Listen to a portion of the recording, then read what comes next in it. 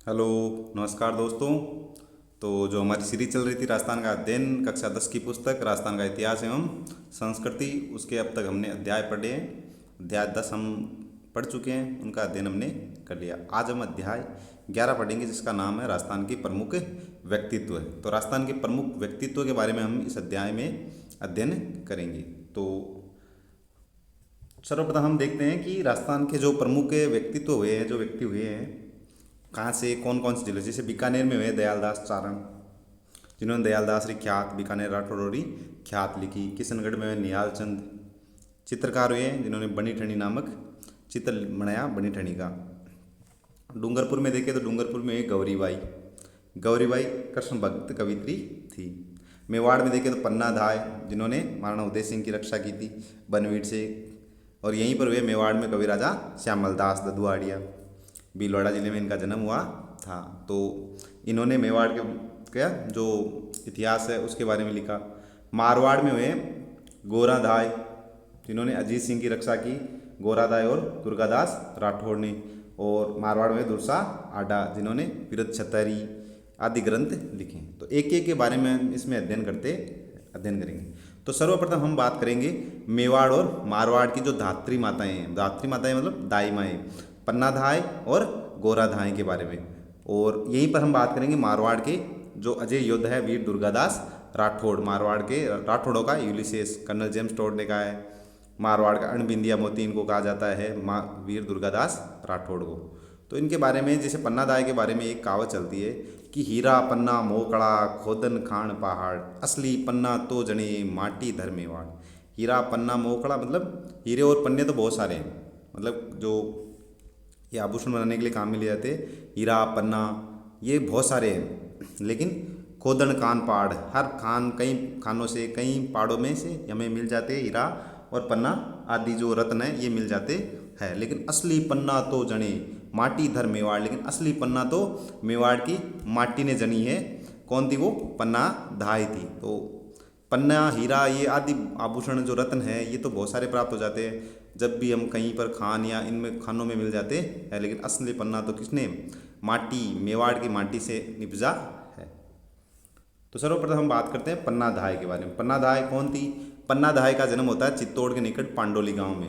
आंकड़ा गुजर परिवार में होता है। फिर इनकी शादी कर दी जाती है मेवाड़ के महाराणा सांगा के एक सैनिक थे उनके साथ। तो इनको किस लिए इनको ख्याति प्राप्त है? पन्ना धाय ने रक्षा की थी माँ राजकुमार उदय सिंह की, सांगा के पुत्र थे।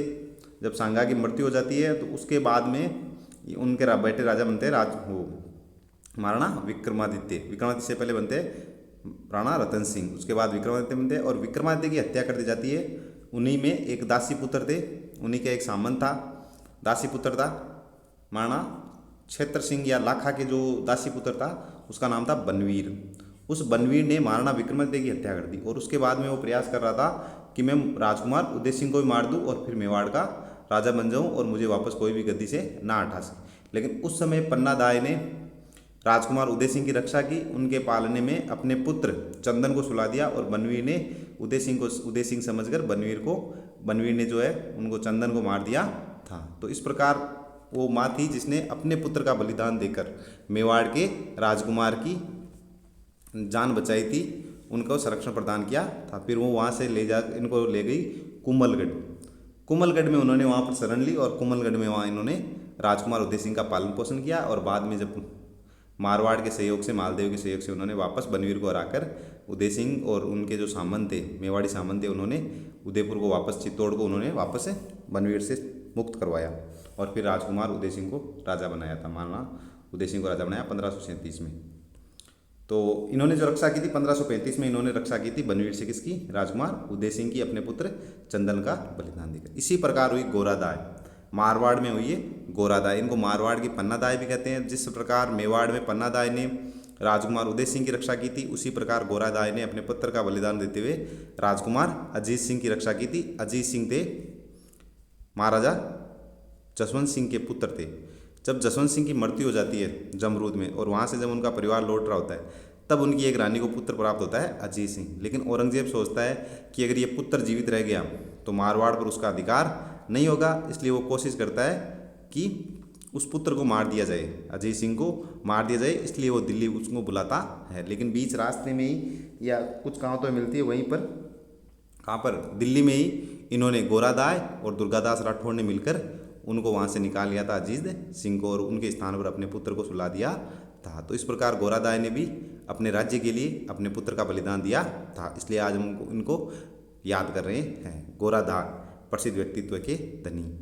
इनका जन्म होता है मारवाड़ के माली परिवार में 4 जून 1646 को, और इन्होंने रक्षा की थी राजकुमार अजीत सिंह की। महाराजा जसवंत सिंह के उत्तराधिकारी थे। और किससे की थी? मुगल सम्राट औरंगजेब से। इन्होंने टोकरी में राजकुमार को छिपाया, अपने पुत्र को उसकी जगह रखा, और सफाई कर्मी का वेश धारण करके ये वहाँ से राजकुमार अजीत सिंह को बाहर निकाल के लाई थी। और जो मारवाड़ का जोधपुर का जो राष्ट्रीय गीत है धूसा, उसमें जो है इनका गोरादाय का हमें विवरण देखने को मिलता है। उस गाने में हमें उनका विवरण देखने को मिलता है। उस गाने में गोरादाय का भी नाम आता है, उनकी जीवनी के बारे में वहाँ हमें पता चलता है। और इनकी जोधपुर में 6 खंभों की छतरी बनवाई गई थी 1711 में, और इनके नाम पे ही जोधपुर में बावड़ी बनवाई गई थी, गोरादाय बावड़ी। तो ये हुई है प्रमुख माताएं, दाई माएँ, जिन्होंने अपने राज्य की रक्षा के लिए अपने पुत्रों का भी बलिदान दिया था। ऐसी वीर वीरांगनाएं माताएं हुई है इस राजपूताने की धरती पर। फिर हम बात करते हैं इन्हीं के साथ जो दुर्गादास राठौड़ है, तो किस प्रकार इन्होंने उसकी रक्षा की। कि महाराजा जसवंत सिंह की मृत्यु के बाद औरंगजेब ने जो उनको परिवार को दिल्ली बुलाया और अजीत सिंह को कैद करने की साजिश की, तो योजना बनाने वाले थे वीर दुर्गादास राठौड़, उनके वफादार सरदारों ने राजकुमार जो था उसको शाही पैरे से निकालने की गुप्त रणनीति बनाई। गोरादाय ने सफाई कर्मी का वेश धारण किया और राजकुमार को टोकरे में छिपाकर वहाँ से ले आए, और उन्होंने फिर इसको राजकुमार को दे दिया सपेरे के वेश में। मुकुंदास खींची को उन्होंने वो टोकरा सौंप दिया, और उसके बाद में इनकी रक्षा की दुर्गादास राठौड़। वहाँ से इनको मारवाड़ लाए, मारवाड़ के बाद उनको मेवाड़ ले गए। मारवाड़ तो क्या लाए, मेवाड़ ही लेकर चले गए, क्योंकि मारवाड़ पर औरंगजेब ने अधिकार कर लिया था। वीर दुर्गादास राठौड़ मारवाड़ का अजय रक्षक, अजय योद्धा। इनका जन्म होता है 13 अगस्त 1638 में सालवा गांव में। इनके पिता थे आसकरण, जो महाराजा जसवंत सिंह के मंत्री थे, सेनापति थे। औरंगजेब की मृत्यु तक इन्होंने जो राठौड़ संघर्ष है उसको जारी रखा था, राठौड़ों का संघर्ष जारी रखा था। इन्होंने जो सिसोदिया है मेवाड़ के महाराणा राज सिंह से सहायता ली, उनके साथ एक गठबंधन बनाया, राठौड़ सिसोदिया संघ का निर्माण किया, और इन्होंने अनवरत बिना रुके स्वतंत्रता के लिए जो मुगल है उनसे संघर्षरत रहे। 1707 में आखिरकार उन्होंने फिर अजीत सिंह को राजा बनाया था मारवाड़ का। इन्होंने जो औरंगजेब है, औरंगजेब का जो पुत्र था शहजादा अकबर, उसकी भी सहायता की थी, और उन्होंने सहायता की थी शहजादा अकबर की। और शहजादा अकबर के पुत्र पुत्री थे सैफुन्निसा और बुलंद अख्तर। इनको भी अकबर जब यहाँ आया तो उन्होंने इनको सौंप दिया था, सैफुन्निसा और बुलंद अख्तर को। तो फिर बाद में इन्होंने इस्लामोचित उनको शिक्षाएं दी। ये नहीं कि वो अपनी धर्म की दी, नहीं, उन्होंने उनको उनके धर्म की उनको शिक्षा प्रदान की थी। और बाद में जब अकबर की मृत्यु हो जाती है शहजादे अकबर की, उसके बाद वो उनको जो इसके पुत्र पुत्रियाँ थे सैफुन्निसा और बुलंद अख्तर को औरंगजेब को सौंप देता है। तो ऐसे हैं दुर्गादास राठौड़, जिन्होंने अपने जो राजकुमार है उनकी भी रक्षा की थी, अजीत सिंह को राजा बनाने में योगदान भी दिया था। और बाद में इन्होंने ये नहीं कि सिर्फ अपने, जबकि अकबर को भी उन्होंने सहायता दी थी। शहजादा अकबर वो नहीं, मुगल सम्राट अकबर नहीं, शहजादा अकबर औरंगजेब के पुत्र की भी सहायता की थी। और औरंगजेब इसके अकबर के जो शहजादे अकबर के पुत्र पुत्रियाँ थी उनको शिक्षा भी दी थी, इस्लामोचित शिक्षा भी दिलाई थी, उनका संरक्षण भी प्रदान किया था। ऐसे व्यक्तित्व के धनी रहे दुर्गादास राठौड़, इसलिए इनको कर्नल जेम्स टोड ने कहा राठौड़ों का यूलिसेस, और इनको कहा जाता है मारवाड़ का अनबिंदिया मोती। इनके लिए कहावत भी प्रचलित है, मायड ऐसो पूत जन जैसो दुर्गादास राठौड़ के लिए कहावत चलती है कि मायड ऐसो पूत जन जैसो दुर्गादास, जैसा दुर्गादास है ऐसा पूत जन। इनका अंतिम समय, इनकी मृत्यु हुई थी 22 नवंबर 1618 को उज्जैन में शिप्रा नदी के तट पर। और आज भी इनकी वहाँ पर पनोरमा इनका सालवा गांव में बनाया, और उनकी यहाँ छतरी भी है। छतरी कहाँ पर है? उज्जैन में शिप्रा नदी के तट पर इनकी छतरी हमें देखने को मिलती है, और इनका पनोरमा बनाया गया है सालवा गांव जोधपुर में। फिर हम बात करते हैं नियाल चंद किशनगढ़ के शासक थे, महाराजा सावंत सिंह के दरबारी चित्रकार थे। और उन्होंने सावंत सिंह की प्रेयसी जो थी बनी ठनी को राधा के रूप में और सावंत सिंह को कृष्ण के रूप में उनका चित्र बनाया था। और इन्होंने जो बनी ठनी का चित्र बनाया था, उस बनी ठनी को विश्व भर में उसको भारतीय मोनालिसा की संज्ञा दी गई है। एरिडिक्सन ने बनी ठनी को क्या कहा है? भारतीय मोनालिसा कहा है। तो ये चित्रकार हुए निहाल चंद। आगे हम बात करते हैं गौरीबाई की। गौरीबाई वागड़ की मीरा कहा जाता है इनको। ये भक्त कवित्री हुई है, कृष्ण भक्त कवित्री। ब्राह्मण परिवार में इनका जन्म हुआ है डूंगरपुर में। डूंगरपुर की गौरीबाई अगाध भक्ति और रचनाओं के कारण इन्हें राजस्थान की क्या कहा जाता है? वागड़ की मीरा कहा जाता है। मीराबाई हुई है मेड़ता में, उन्हीं के समान ये कृष्ण भक्त कवित्री हुई है, इनको कहा जाता है वागड़ की मीरा। और इनको राजकीय सम्मान देने के लिए डूंगरपुर के महारावल शिव सिंह ने 1829 में इनके लिए बाल मुकुंद मंदिर का निर्माण करवाया था डूंगरपुर में। तो ये हुई है हमारी भक्त कवित्री गौरी बाई। बाद में बात करते हैं दुर्सा अड्डा का। दुर्सा अड्डा जोधपुर के थे।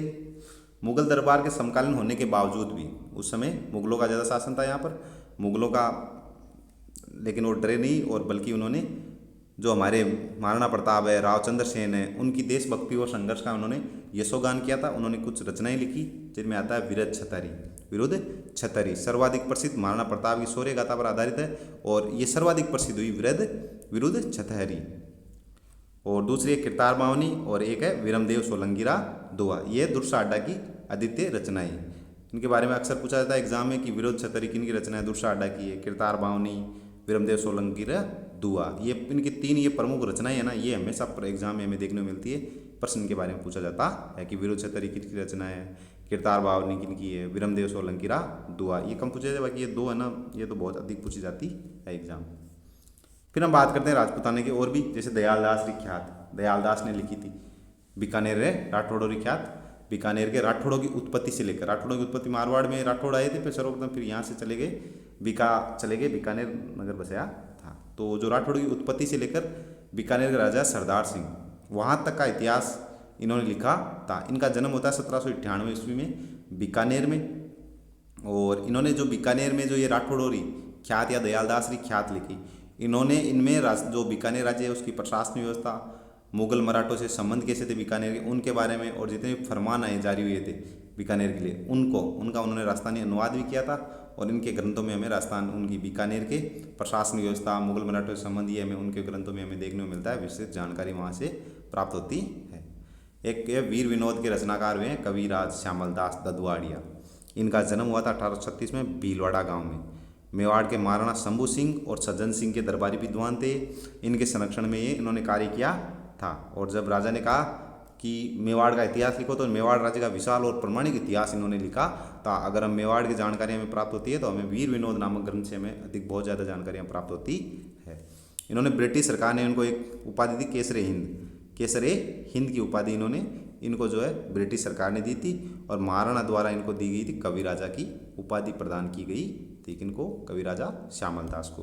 तो ये हुए हमारे प्रमुख व्यक्तित्वों में जो लेखक हुए हैं, इतिहासकार हुए हैं, दयालदास और कवि राजा श्यामल दास, जिन्होंने, जैसे दयालदास ने लिखा दयालदास विख्यात और कविराज श्यामल दास ने लिखा वीर विनोद, मेवाड़ का इतिहास इन्होंने लिखा था।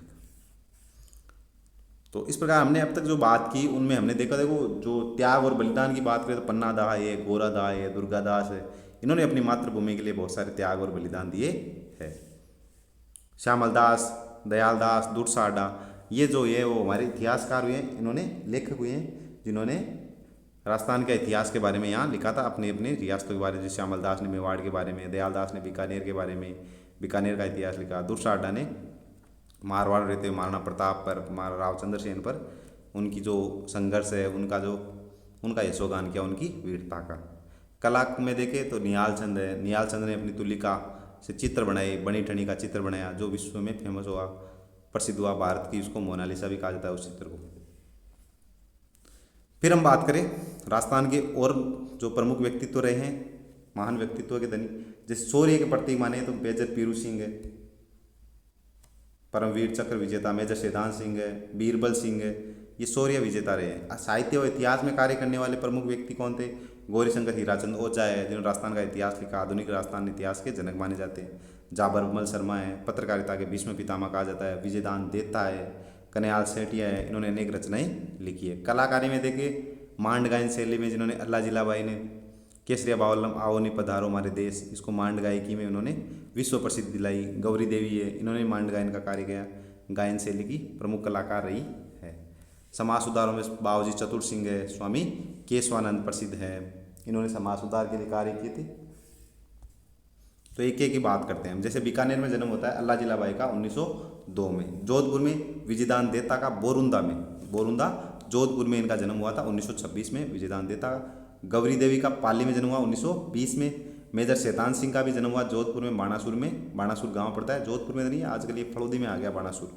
1924 में इनका जन्म होता है बाणासुर फलोदी में। सिरोही के हैं रोईडा गांव के गौरीशंकर हीराचंद ओझा, 1863 में इनका जन्म हुआ था रोईडा गांव सिरोही में। गंगानगर में हुए हैं रायसिंह नगर में, गंगानगर के रायसिंह नगर में हुआ बीरबल सिंह का जन्म। 1943 में राज्य बीकानेर राज्य परिषद प्रजा परिषद के क्या थे, सदस्य रह चुके थे, प्रमुख कार्यकर्ता रहे थे। चूरू सुजानगढ़ में 1919 में जन्म होता है कन्हैयालाल सेठिया का। मेजर पीरू सिंह का जन्म होता है रामपुरा बेरी, 1918 में इनका जन्म होता है, झुंझुनू में हुआ था। पंडित जाबरमल शर्मा का जन्म हुआ जसरापुर, 1880 में इनका जन्म हुआ था जसरापुर में। स्वामी केशवानंद का जन्म हुआ था 1883 में, सिक्कर का गांव पड़ता है मंगलूना। और बाबूजी चतुर सिंह ये है, उनका जन्म हुआ था 1879 में, मेवाड़ के करजाली गांव में। फिर हम एक एक की बात करते हैं। परम चक्र विजेता, राजस्थान के परम चक्र विजेता, प्रथम परम चक्र विजेता रहे हैं मेजर पीरू सिंह। 20 मई 1918 को इनका जन्म हुआ था रामपुरा बेरी, झुंझुनू में। इनकी जो बटालियन जिसमें ये भर्ती हुए थे भारतीय सेना में 6वीं राजपूताना राइफल्स थी, और इन्होंने जो युद्ध लड़ा था प्रमुख 18 जुलाई 1948 को जम्मू कश्मीर में लड़ा था, तितवाल की पहाड़ी में।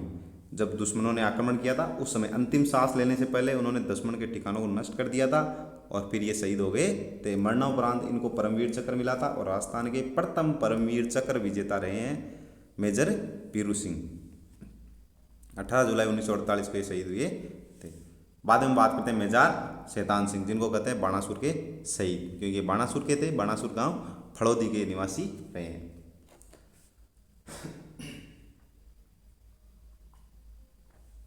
भारतीय सेना में भर्ती हुए थे चार्ली कंपनी में।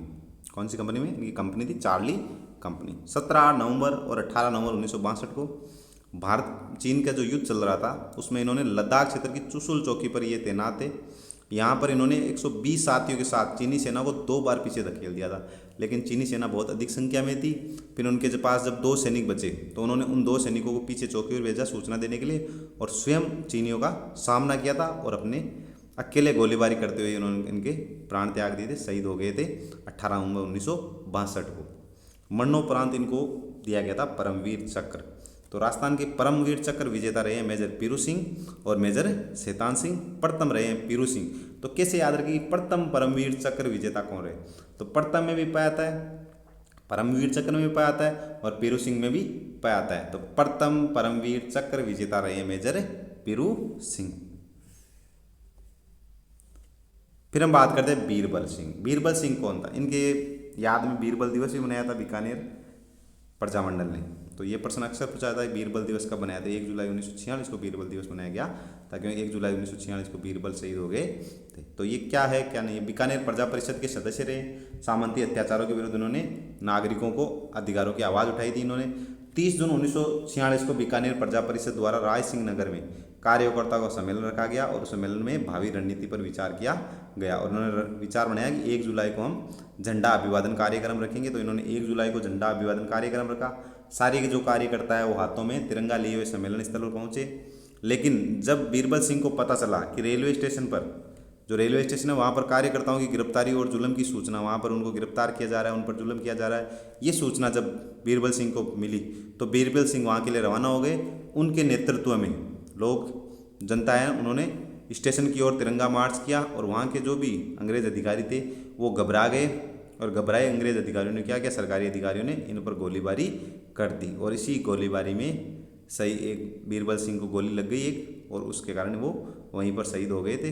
लेकिन गोली लगने के बावजूद भी उन्होंने तिरंगे को गिरने नहीं दिया, और घायल अवस्था में भी अंतिम जो उनके शब्द हो रहे, झंडा ऊंचा रहे हमारा, झंडा ऊंचा रहे हमारा, सदा झंडा ऊंचा रहे हमारा, ये उनके अंतिम शब्द थे। गोली लगने के बाद भी इन्होंने झंडे को गिरने नहीं दिया। इनकी याद में फिर 1 जुलाई को बीकानेर प्रजामंडल ने क्या बनाया? बीरबल दिवस मनाया। फिर हम बात करते हैं पुरातत्ववेत्ता और पत्रकार के बारे में। पुरातत्ववेत्ता कौन हुए? जिन्होंने प्राचीन लिपियों का अध्ययन किया। गौरीशंकर हीराचंद ओझा, इनका जन्म होता है रोइडा में 1863 में। रोइडा सिरोही में इनका जन्म हुआ था 1863 में। इन्होंने उनको जो ज्ञान था प्राचीन लिपि का उत्कृष्ट ज्ञान था, इन्हीं कारण फिर उन्होंने भारतीय प्राचीन लिपिमाला ग्रंथ भी लिखा था। और इनको आधुनिक राजस्थान के इतिहास का जनक भी कहा जाता है, क्योंकि इन्होंने कई रियासतों के राजस्थान की रियासतें हैं उनका अध्ययन किया और उनका अनुवाद किया। और जो कर्नल जेम्स टोड द्वारा लिखी गई किताबें थी अंग्रेजी में, annals and antiquities of Rajasthan, इनका क्या किया इन्होंने हिंदी में अनुवाद किया था। वो उन्होंने अंग्रेजी में लिखी थी, इन्होंने हिंदी में अनुवाद किया। अंग्रेजों ने इनको एक उपाधि दी थी महाबोपाध्याय और दूसरी दी थी राय बहादुर की उपाधि इनको अंग्रेजों द्वारा प्रदान की गई थी। फिर हम बात करते हैं पत्रकार के बारे में, पंडित झाबरमल शर्मा, जिनका जन्म हुआ था 1880 में जसरापुर में। जसरापुर में इनका जन्म 1880 में हुआ था पंडित झाबरमल शर्मा का। और झाबरमल शर्मा को कहते हैं पत्रकारिता के भीष्म पितामह। 1905 ईस्वी में इन्होंने पंडित दुर्गादास मिश्र पंडित दुर्गा प्रसाद मिश्र से इन्होंने शिक्षा प्राप्त की और बाद में इन्होंने पत्रकारिता और संपादन की नींव रखी थी। 1905 के बाद में इन्होंने पत्रकारिता में अपने कदम जमा लिए थे दुर्गादास प्रसाद मिश्र से शिक्षा लेने के बाद।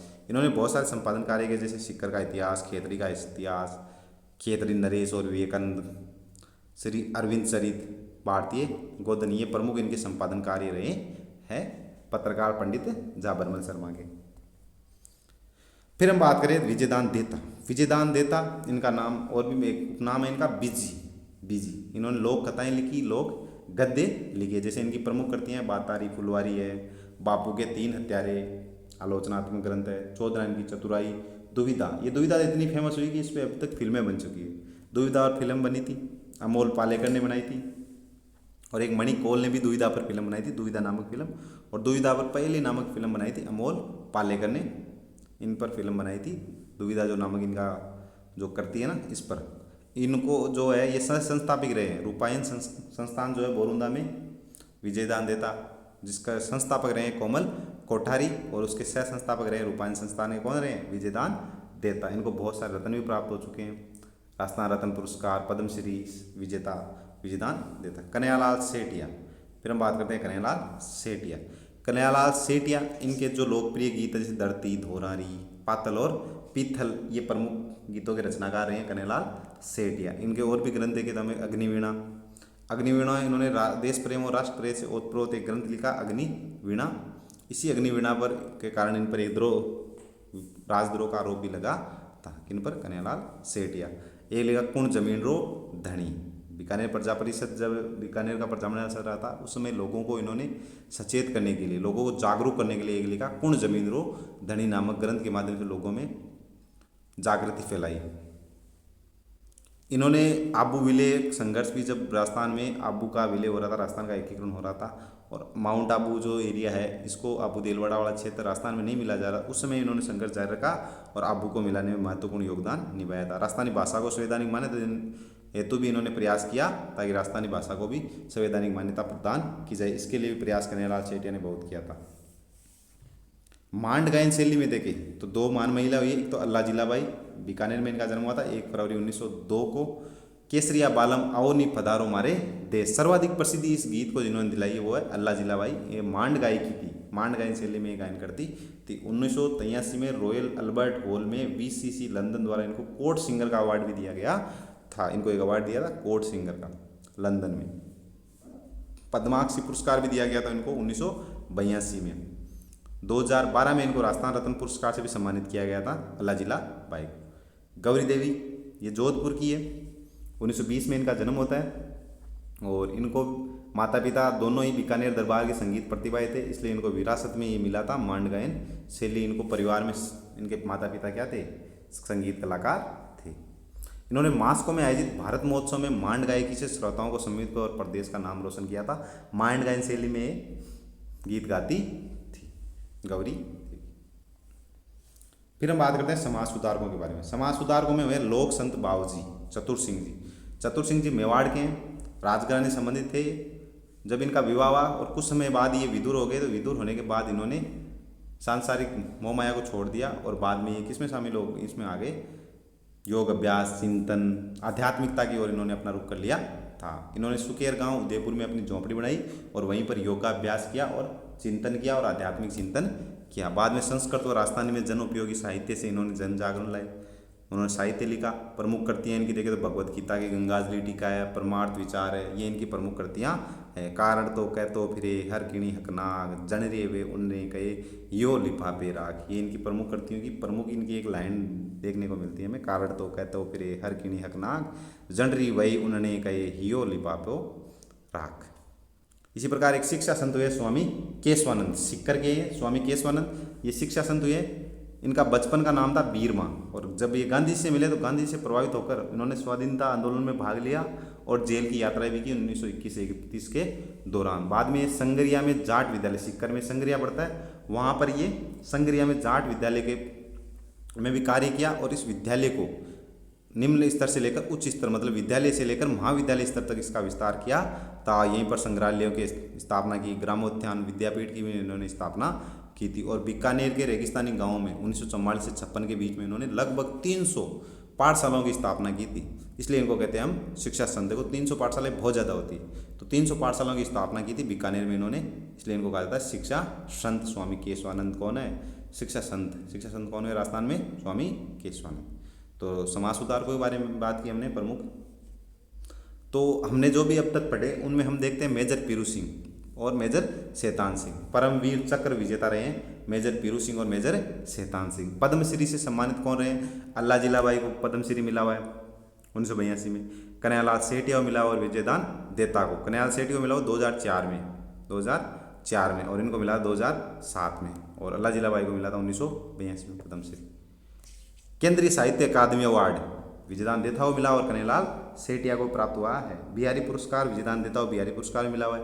मूर्ति देवी एवं सूर्यमल मिश्रण पुरस्कार ये मिला हुआ है कन्हैयालाल सेठिया को। राजस्थान रत्न अवार्ड सम्मानित विजयदान देता है कन्हैयालाल सेठिया, 2012 में इनको प्राप्त हुआ था। और अल्लाह जिलाबाई इनको भी 2012 में कौन सा रत्न प्राप्त? राजस्थान रत्न पुरस्कार प्राप्त हुआ।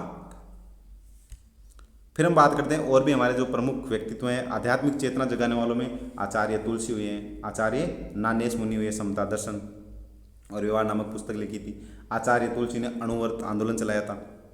कला और संस्कृति में देखें तो कंवल खटारी, जिन्होंने राजस्थानी जो लोक कलाएँ उनका संरक्षण के लिए इन्होंने रूपायन नामक संस्था बोरुंदा जोधपुर में इन्होंने स्थापना की थी। कृपाल सिंह शेखावत है ब्लू पोएट्री के बेताज बादशाह। जगजीत सिंह है गजल गायक। विश्वमोहन भट्ट है जिन्होंने मोहन वीणा का आविष्कार किया। कर्पूर चंद कुलित पत्रकारिता में इन्होंने योगदान देखने को मिलता है। डॉक्टर पीके सेठी जयपुर फुट का निर्माण किया, जयपुर कृत्रिम जो पैर होता है उसका इन्होंने निर्माण किया था SMS स्वयंमान सिंह अस्पताल में। तो इनके बारे में हम अध्ययन करते हैं। अणुव्रत आंदोलन चलाने वाले थे आचार्य तुलसी, इनके बारे में हम अध्ययन करते हैं। इनके बारे में जानते हैं कि आचार्य तुलसी कौन थे, कहाँ इनका जन्म हुआ। तो इनका जन्म हुआ था 1914 में, 20 अक्टूबर 1914 में नागौर जिले के लाडनू गांव में इनका जन्म हुआ था। और 22 वर्ष की आयु में ये तेरापन जो संघ है उसके 9वें आचार्य बने थे। कौन? आचार्य तुलसी। तो 22 वर्ष की मतलब समझ लो, तो 1936 में क्या बन गए थे? तेरापंथ के 9वें आचार्य बन गए थे एक छोटी सी उम्र में। इन्होंने एक आंदोलन चलाया था अणुव्रत आंदोलन। अणुव्रत आंदोलन चलाया था इन्होंने 1949 में। और इन्होंने विशाल पद यात्राएं की, जनमानस को जोड़ने के लिए उन्होंने लगभग 1 लाख किलोमीटर का ऐतिहासिक यात्राएं की। 1 लाख किलोमीटर होती तो अपने जीवन में इन्होंने 1 लाख किलोमीटर की पैदल यात्राएं की है। किन्होंने? आचार्य तुलसी। तुलसी का जन्म 1914 में हुआ था, 20 अक्टूबर 1914 लाडनू में। इन्होंने एक आंदोलन चलाया था अणुव्रत आंदोलन। ये 22 वर्ष की उम्र में तेरापंथ संघ के क्या बन गए थे? 9वें आचार्य बने थे। और 1949 में इन्होंने चलाया था अणुव्रत आंदोलन। और इन्होंने लगभग 1 लाख किलोमीटर की यात्राएं की, पद यात्राएं। फिर हम बात करते हैं समता दर्शन के प्रणेता आचार्य नानेश मुनि। 1920 में इनका जन्म होता है। कहाँ पर जन्म हुआ इनका? दाता मेवाड़ में। दाता मेवाड़ में बचपन का नाम था गोवर्धन और गुरुजी का नाम था गुरु गणेश लाल जी। इन्होंने दीक्षा प्राप्त की थी कपासन विक्रम संवत 1996 में इन्होंने दीक्षा प्राप्त की थी। 1952 में इनके गुरु द्वारा इनको पद दिया गया था आचार्य का पद, आचार्य नाम इनको दिया गया था, आचार्य नानेश मुनि। इन्होंने मालवा जो प्रांत है उसके बलाई जाति को मांसाहार और व्यसनों से मुक्त कर अहिंसा मार्ग पर लाने वाले कौन थे? नानेश मुनि थे। 59 संतों और 310 यतियों को इन्होंने जैन भागवती की दीक्षा दिलाई थी। और इन्होंने एक कृति लिखी थी समता दर्शन और व्यवहार। इन्होंने एक बात कही थी, व्यक्ति से लेकर विश्व तक हर परिस्थिति में समता धारण करना ही धर्म है, समानता रखनी हमारा धर्म फिर हम बात करते हैं कोमल कोठारी। लोक संस्कृति की अमूर्त विरासत स्थलों की इन्होंने संरक्षण का काम किया, जैसे गुडला का इन्होंने संरक्षण का काम करती है ये संस्था, रूपायन संस्था। तो राजस्थान की जितनी भी लोक कलाएं हैं उनका संरक्षण के लिए इन्होंने एक संस्था की स्थापना की जिसका नाम है रूपायन संस्था। 4 मार्च 1929 को कपासन चित्तौड़गढ़ में इनका जन्म होता है कोमल कोठारी का।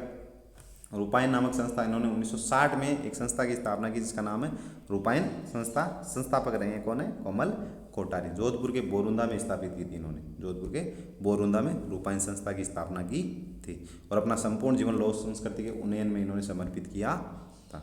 फिर हम बात करते हैं शिल्प गुरु कृपाल सिंह शेखावत के बारे में। जन्म इनका होता है 1922 में जन्म हुआ था मऊ ग्राम सिक्कर में। ब्लू पोट्री के जादूगर कहा जाता है इन्होंने, ब्लू पोट्री पर कार्य किया था। ब्लू पोट्री पर चित्रांकनों के माध्यम से इनको अंतर्राष्ट्रीय पहचान मिली, इसलिए उनको 1976 में पद्मश्री से भी सम्मानित किया जा चुका है। लोक कला के बारे में ब्लू पोट्री पर काम करने के कारण इनको पुरस्कार मिला पद्मश्री।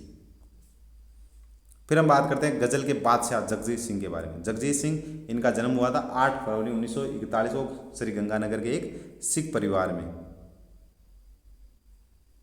और इनकी मृत्यु होती है 10 अक्टूबर 2011 को इनको निधन हो जाता है। अपनी मखमली आवाज़ से इन्होंने विश्व पटल पर लोकप्रिय गजल गायकी को जो लोकप्रिय बनाया था इन्होंने जगजीत सिंह ने। इनको सर्वोच्च सम्मान दिया गया था राजस्थान रत्न पुरस्कार 2012 में। 31 मार्च 2012 को इनको राजस्थान सरकार द्वारा मरणोपरांत राजस्थान रत्न पुरस्कार प्रदान किया गया था। इनकी मृत्यु 2011 में हो गई थी, जबकि इनको पुरस्कार राजस्थान रत्न दिया गया था 2012 में, ये गजल गायक पे। फिर हम बात करते हैं पंडित विश्व मोहन भट्ट। इन्होंने एक वाद्य यंत्र का आविष्कार किया जिसका नाम है मोहनीणा। इन्होंने क्या किया? एक गिटार लिया। पहले इनके जन्म की बात करते हैं। इनका जन्म हुआ था 12 जुलाई 1950 को जयपुर में इनका जन्म हुआ था। 1965 में देश विदेश में संगीत प्रस्तुतियां देना इन्होंने प्रारंभ कर दिया था। संगीत के बेताज बादशाह थे ये भी। उनको 1994 में विख्यात ग्रैमी पुरस्कार, इंटरनेशनल पुरस्कार है, ग्रैमी पुरस्कार भी इनको प्रदान किया जा चुका है, इनको प्राप्त हुआ था। ग्रैमी पुरस्कार से सम्मानित थे। इन्होंने क्या किया?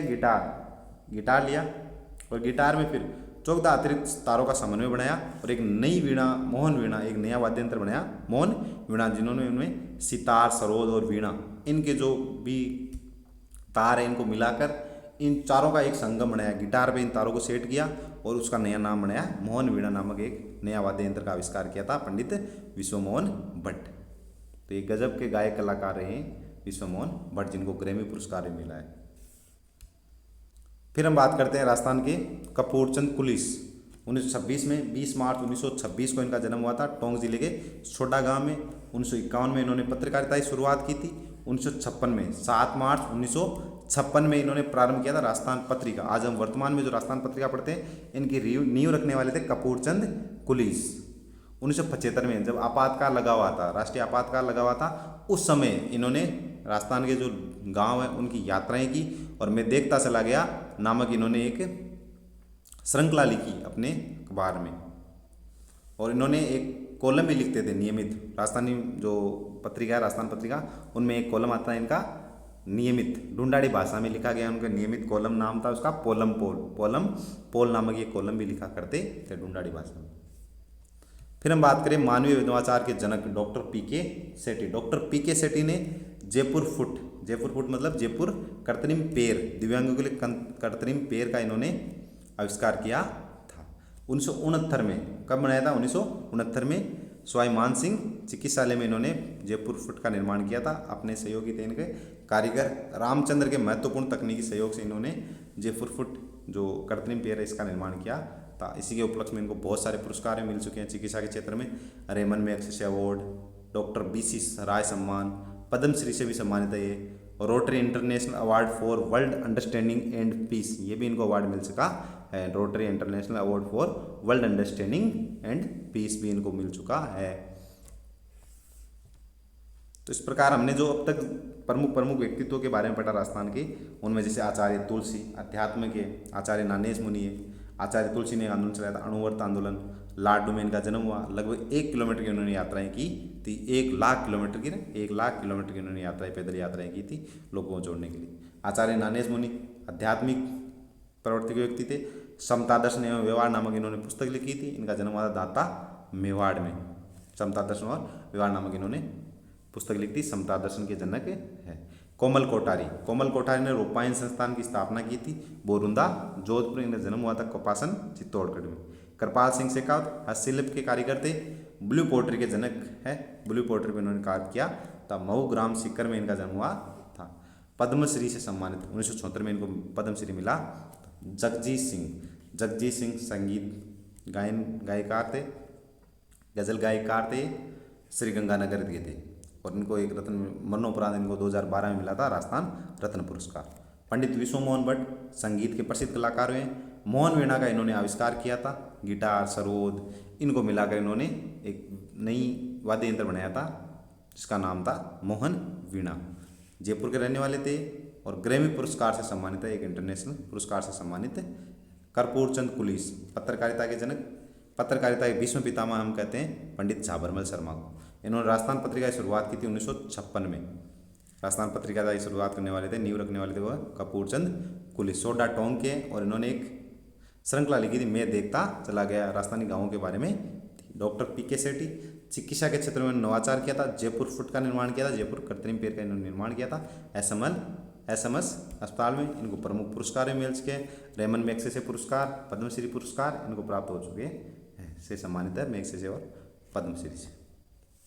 तो इस प्रकार हमने राजस्थान के जो प्रमुख व्यक्तित्व हैं, जो प्रमुख व्यक्ति हैं उनका व्यक्तित्व है प्रसिद्ध इतिहास में, उन्होंने ऐसे काम किए जिनके बारे में हम आज अध्ययन करते हैं। इन्हें कारण हम इनको आज पढ़ते हैं। इनके कुछ विशेष कार्य इन्होंने किए हैं, उनके बारे में हमने अध्ययन किया। प्रत्येक व्यक्ति के बारे में, राजस्थान के प्रमुख व्यक्तियों के बारे में हमने आज अध्ययन किया। कौन से उनके कार्य थे, क्या क्या उन्होंने कार्य किए, इनके बारे में हमने आज की वीडियो में अध्ययन किया। तो आराम से इसका अध्ययन कीजिए। और ये जो हम प्रश्न देखेंगे इसमें अब हम श्रृंखला स्टार्ट करें। राजस्थान के जो भी एग्जामों में PYQ पूछे गए प्रीवियस ईयर प्रश्न, उनके बारे में हम स्टार्ट करेंगे, क्योंकि हमारी जो अध्ययन कक्षा 10 की पुस्तक थी उसका ये लास्ट टॉपिक था, अध्याय 11, इसको हम पढ़ चुके हैं। अब हम एक श्रृंखला प्रारंभ करें PYQ बेस पर। तो अगला वीडियो हम PYQ बेस आधारित जितने भी प्रश्न हैं उनके बारे में अध्ययन करेंगे। और भी जो किताबें हैं, कक्षा 9 की पुस्तक है, उसके बारे में हम धीरे धीरे अध्ययन करेंगे। लेकिन हम एक बार स्टार्ट करेंगे राजस्थान के PYQ सीरीज। राजस्थान आज तक जितने PYQ प्रश्न आए हैं उनके बारे में एक सीरीज प्रारंभ कर रहे हैं। तो अगला वीडियो आपको उसी के बारे में मिलेगा। तो आज का जो वीडियो है ये आपको कैसा लगा कमेंट में ज़रूर बताइए। धन्यवाद।